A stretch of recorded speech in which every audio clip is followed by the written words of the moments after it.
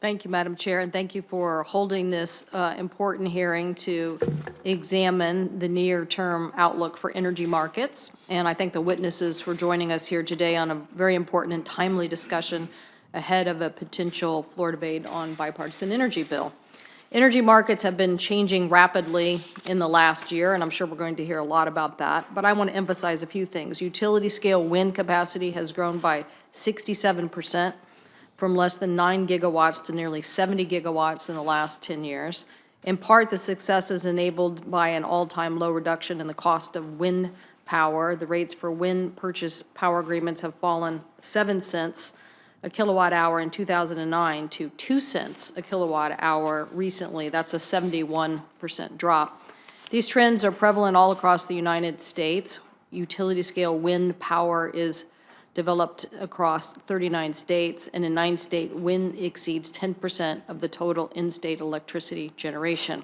And it's not just wind.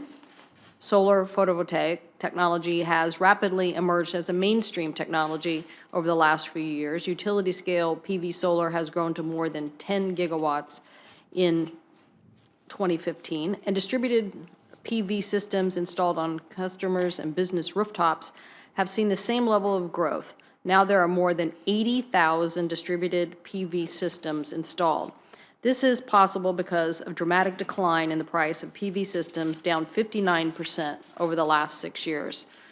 But interest in renewable energy just hasn't been from electric utilities and customers. In 2015, there was a record-breaking year for corporations such as Amazon, Microsoft, Google, Walmart, who purchased large-scale wind and solar energy. These corporations signed roughly 3 gigawatts of power purchase agreements for large-scale renewable energy last year, and this is more than double the amount signaled in 2014.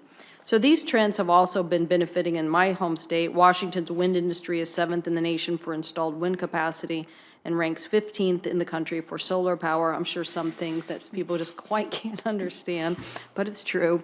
And 25th in the nation for total solar capacity.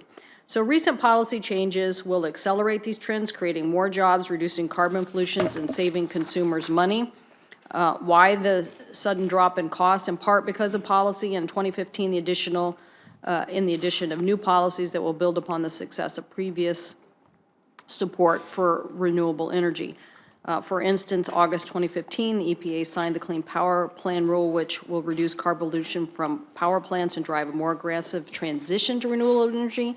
And this last December, more than 190 nations reached a historic accord to address climate change, committing nearly every country to lower carbon pollution and keep global temperatures from rising more than 2 degrees Celsius by 2011. So these domestic and global commitments to reducing carbon pollution will create new global market opportunities and export opportunities for the U.S. and our technologies.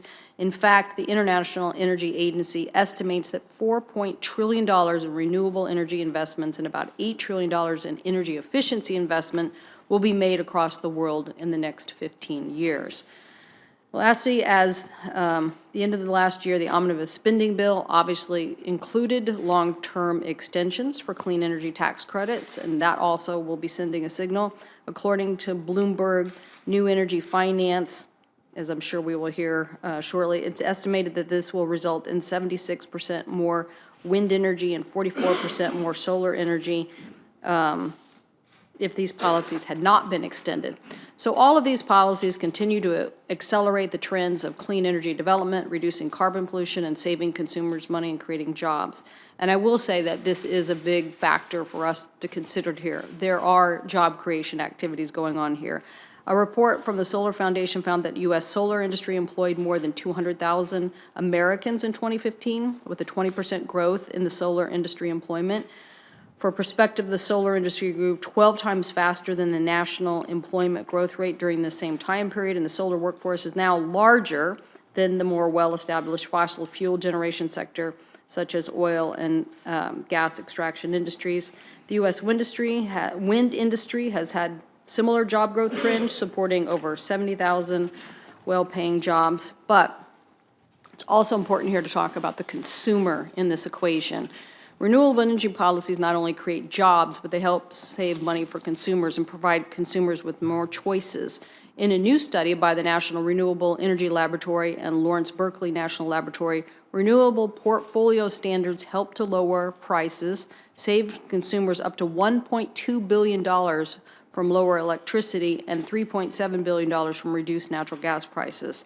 Recent low oil and natural gas prices have also resulted in savings for consumers. For example, the AAA estimates that Americans saved $115 billion on gasoline in 2015 compared to 2014. And that, I think, is an average of about $550 per driver.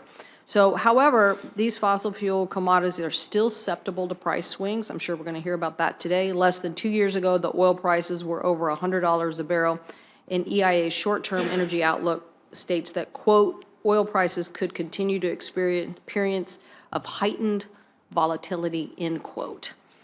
And that is over the next 2 years, that prediction. So in contrast, renewable technologies which use wind and solar are not as susceptible to these price volatilities, and consumers should have choice and should not face roadblocks on being able to implement these choices. So we'll continue to support those policies that give homeowners and businesses the freedom to generate their new development, whether you're an environmentalist or a Tea Party person supporting distributed generation and making sure that they get access to be in their own distribution business is something I think we will continue to be talking about here. So again, thank you, Madam Chair, for holding this important hearing, and I hope that we will hear a lot from our witnesses today about how and what we can expect from the next few years. Thank you.